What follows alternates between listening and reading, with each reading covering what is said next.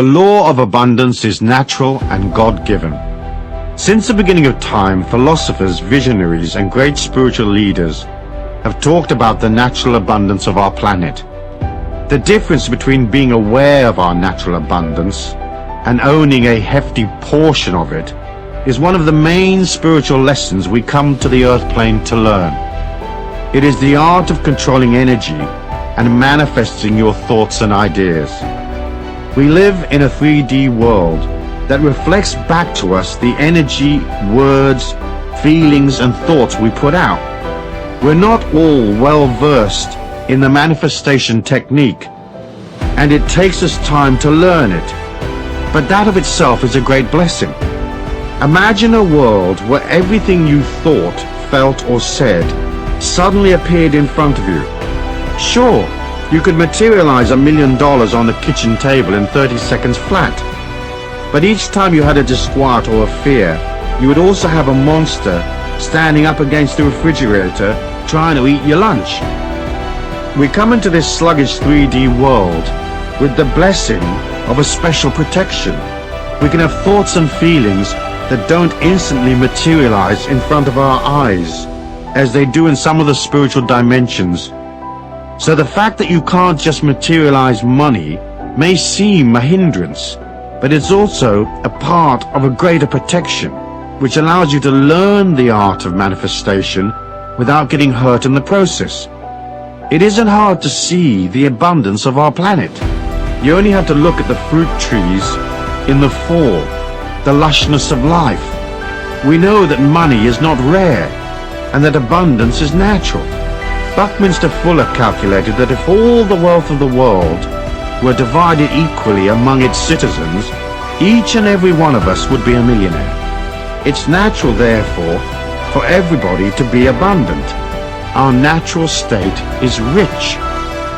The thing that gets in our way are the feelings of lack, despair, confusion, and the inability to master the marketplace of life.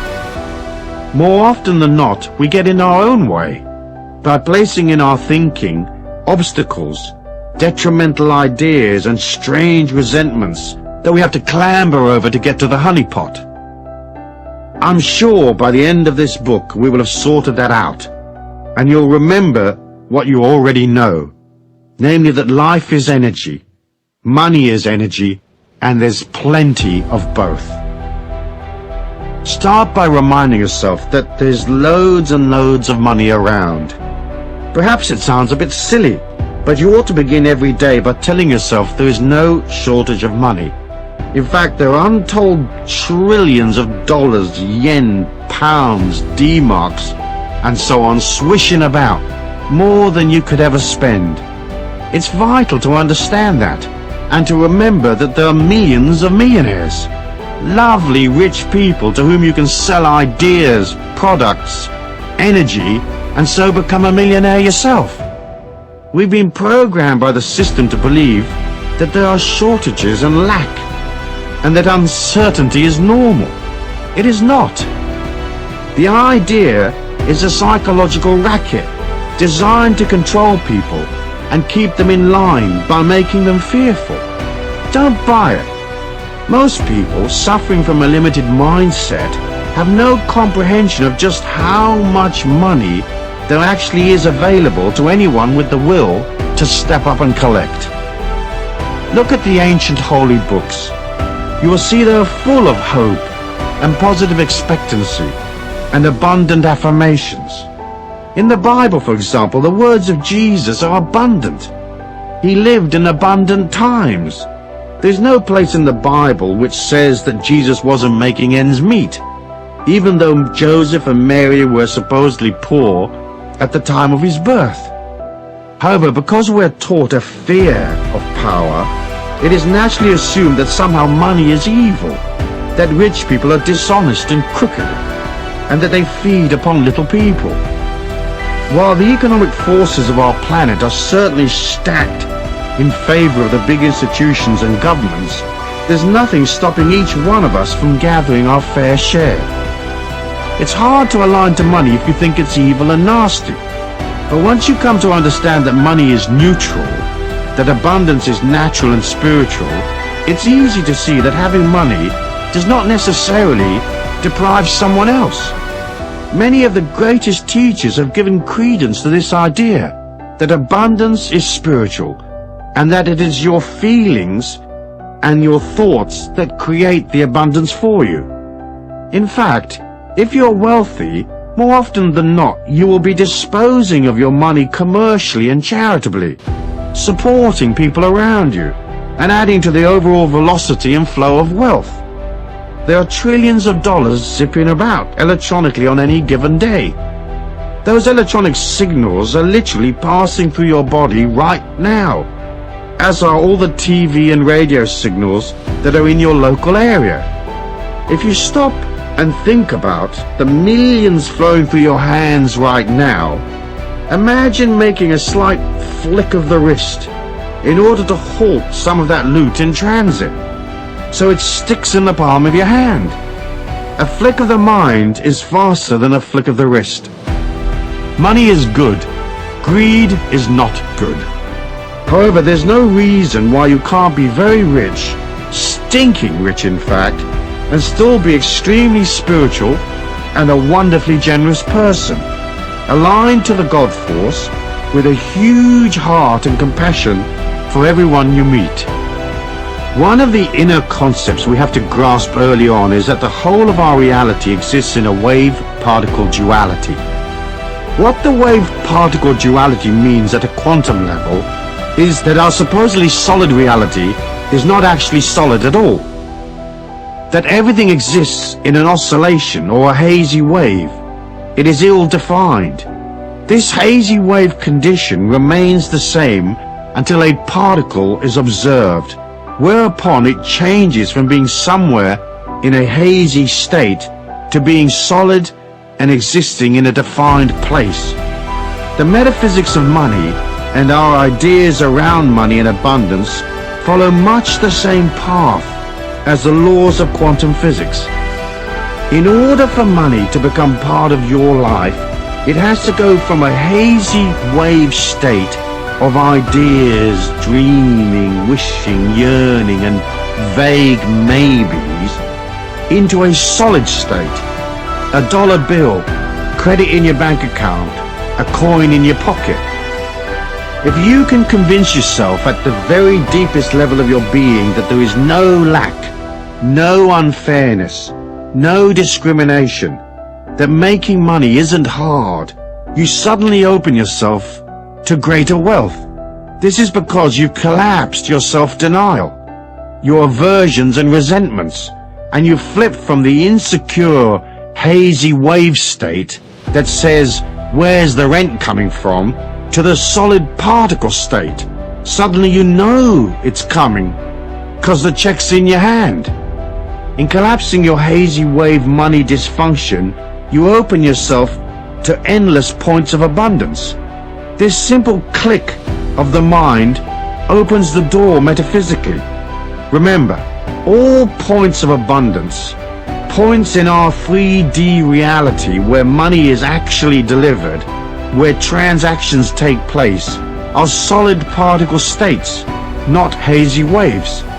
So to make the manifestation process work for us, we have to put aside all our hazy wave ideas of lack. We have to become centered and aligned to the solid symbols of abundance. We have to know we can do it. When thinking about your money flow, say to yourself this: there is a way, and I will definitely find it. This affirmation works well for most all of life's little problems. Take a little time over the next few days to stop and concentrate on things that you consider to be manifestations of abundance. Go to places where wealthy people hang out. Look at the symbols of their wealth and affirm the abundance of this earthly dimension is holy and good. Yes, money can be used for evil purposes, but in itself it has no energy. To make your feelings right, you've got to agree that abundance is natural. You can't look at abundance with anger or envy. You can't become abundant if you exclude yourself. So when you see a person in a limousine wearing fine clothes, if you say consciously or subconsciously, what a rat. That lifestyle's not for me. Poverty is holy and good. You deny your potential. It isn't easy for most ordinary people to look at extreme manifestations of wealth and join in the idea. The ego is too racked with jealousy or inadequacy and judgment. We'll look at a palace and we'll say, that's not my kind of house. We'll see expensive things and say, that's far too much for me. To be abundant is simple, but first you have to be able to join with your feelings. It's not vital that you can instantly visualize yourself in the presidential suite of a 5-star hotel, providing you don't deny yourself the possibility. In other words, you may say, I don't have to stay at the Grand Hotel, but it's certainly something I could take in my stride. It's certainly something that I'm pleased exists. Moreover, I'm thrilled for the people checking into the presidential suite right now. In this way, you switch from the negative affirmation that money is bad and poverty holy to the idea that money is neutral, that abundance is natural and God-given. So, acknowledging abundance as a daily affirmation is a part of your disciplined action plan. Everyone can get their head around the idea that abundance flows. We watch it daily, flowing and not flowing. Here's the subtle trick to being in the flow. But first, let me remind you that a positive attitude goes almost without saying. The more you moan and affirm you don't have enough money, the more it slips from your grasp. Maddening, really. But when it slips away, that of itself becomes a negative affirmation of how unfair the system seems to be. Of course, it isn't unfair. It's just energy in motion, responding to feelings. To those that have, more shall be added, and to those who don't have, a chunk will be taken away. So the first rule of flow is to constantly tell your mind you are rich. There are many manifestations of wealth that aren't necessarily cash. Love, friendship, nature, sweet sensations, pleasing emotions, etc., etc. Rich is a way of viewing life. So tell yourself, I want to view the world with a kindly eye. I want to view it richly. Remember, your unconscious mind, the powerhouse of your soul, doesn't know if you're rich or not. If you tell it you're rich, it will accept that as gospel. You have to believe in luck and flow and goodness, even when cash-wise, things might be bloody awful. Perhaps it goes against the grain, but if you see your affirmations as just that, affirmations, you can affirm your abundance and good fortune even when things look a bit dodgy. The poorest person has things to be thankful for, so affirming your abundance is an act of gratitude and humility, as well as a way of keeping yourself in the flow. People get into trouble understanding flow because they can't tell the difference between effort and struggle. So they'll get an idea and everything tells them it's not working, and yet they plug away, doggedly going through the agony of it all, because someplace back there somewhere, someone told them that whacking their head against the wall was an honorable way of conducting themselves. Not quite so. Struggle causes a lot of pain because it involves a lot of negative emotion.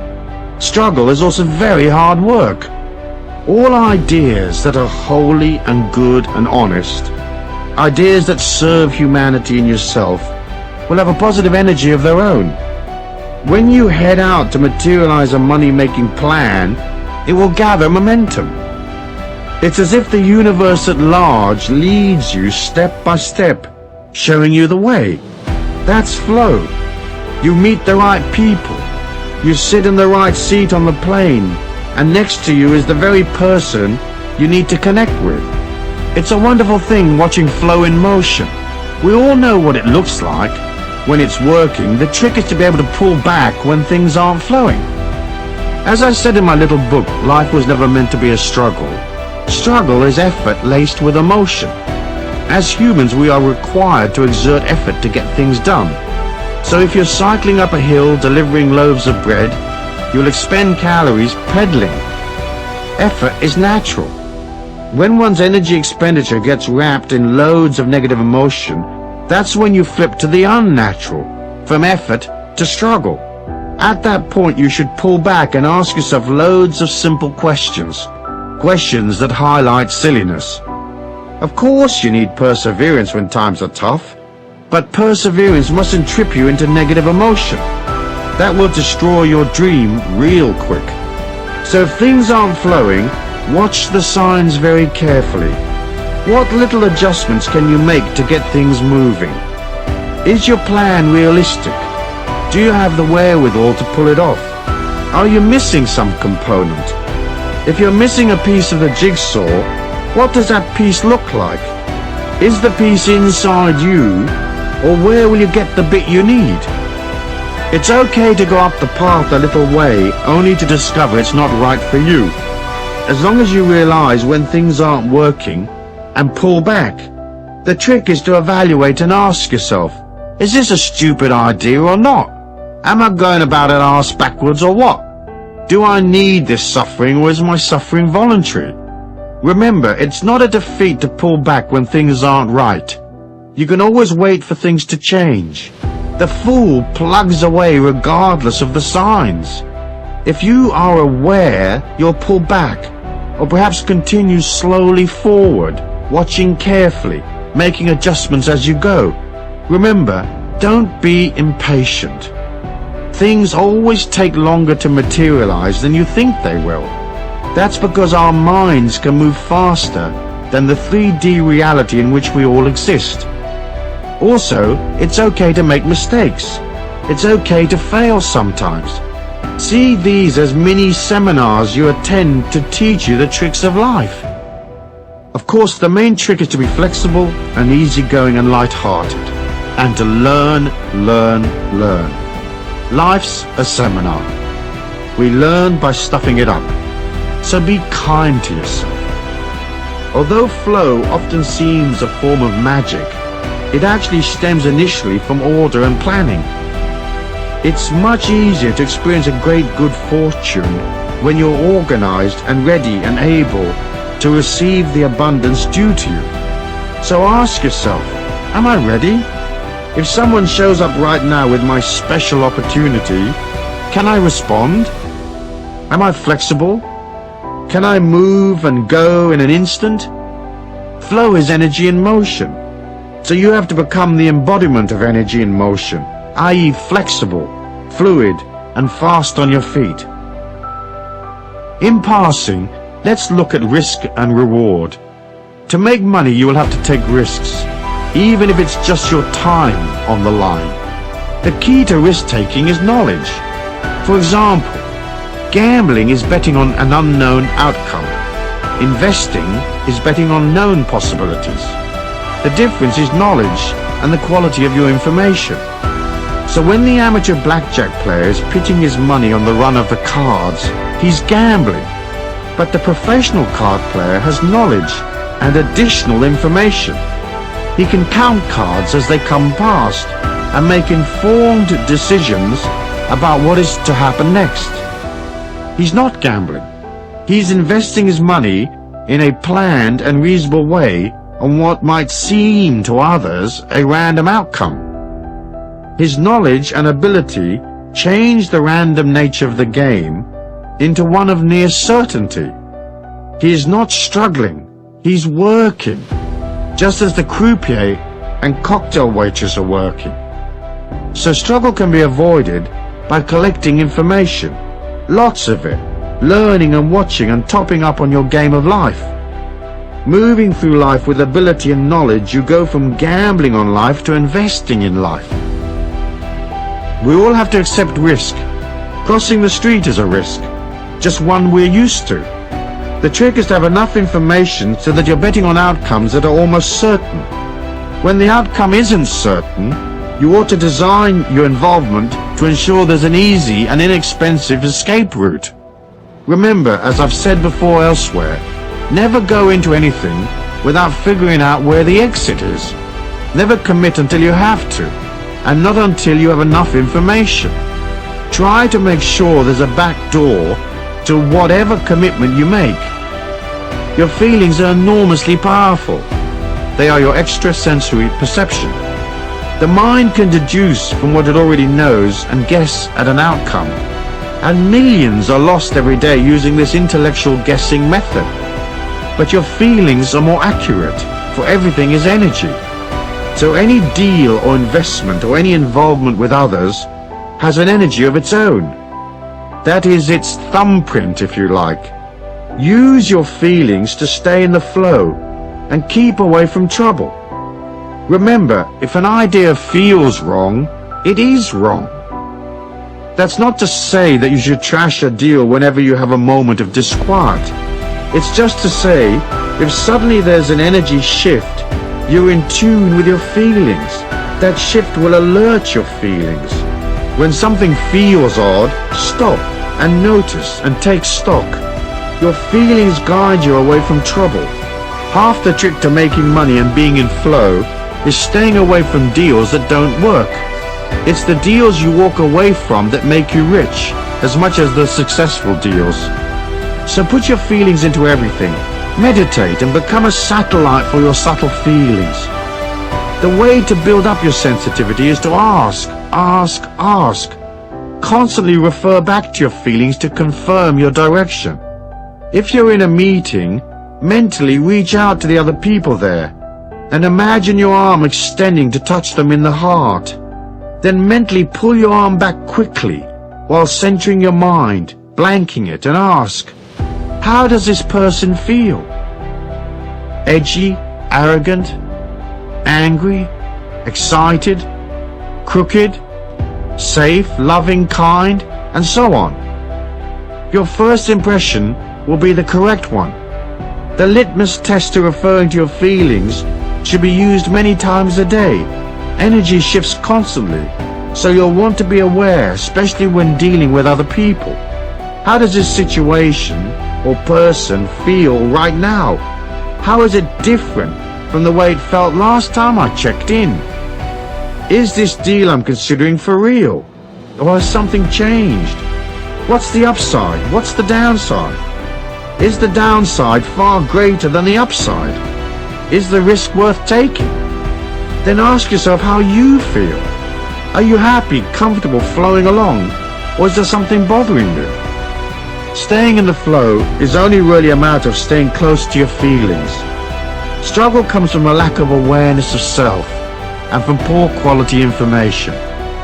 It is also compounded by the inability to turn back when the energy on a particular path peters out.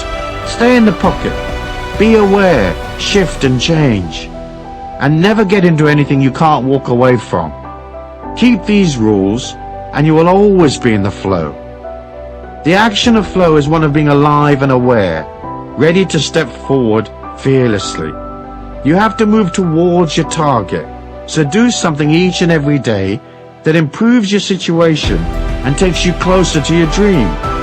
Sometimes that action may just be a simple thing that grants you more stability or more order, like perhaps you take a day out to tidy up your paperwork. Order of itself is a positive thing, is it not? Rarely do opportunities find you. Usually you have to be moving towards them. So heighten your ability to stay in the flow by heading out, talking to people, making contacts, stepping out from where it's safe and cozy, pushing against your comfort zones, reaching out. That's how the faucet of flow is turned on, by generating energy each day so that the universe at large can engage its magnificent laws and deliver to you even more energy. Try this. As well as moving towards your goals physically through action, say, simultaneously clear a path on an inner level by blowing love and light out ahead of you. For example, if there's a person in your way, your boss say, start every morning by sitting quietly and seeing her or him in your mind's eye. Bring them up close to you so you're almost eyeball to eyeball. Then breathe a long breath in and expel that breath out into their heart. No matter how antagonistic you may feel, send them light and love. Do that ceremoniously 11 times. They will change. You'll see. If you need them out of your way, Don't wish them harm or evil. Just do this. After you finish the 11 breaths, visualize them very small in the palm of your hand. Look down on them from above. Look at them standing there in your hand, an inch high, say. Then hold your hand up to your mouth and expel a short, sharp breath at them. Literally, blow them away, saying, I release you with love and light. Go in peace to your highest good, but go. Using this method, I got rid of a bothersome IRS tax agent who'd been harassing me for 18 months. A few days of this metaphysical hurricane, and he quit the service. The next bloke assigned to my case was so overworked and confused and stressed out that he closed my file with no more objections. If, say, you're off to an important meeting today, breathe in the location if you know it. See it in your mind's eye if you've been there before, or visualize the people, or at worst, just imagine the meeting. Breathe in 11 times and see love and light to that location. Remember to tell your mind approximately what time the meeting will be. So say, I'm projecting this love and light to such and such a location for use between the hours of noon and 2 o'clock or whatever. Use your inner power equally with your outer strength. That inner power places good energy ahead of you. It gets rid of dodgy people and helps close the gap between you and money.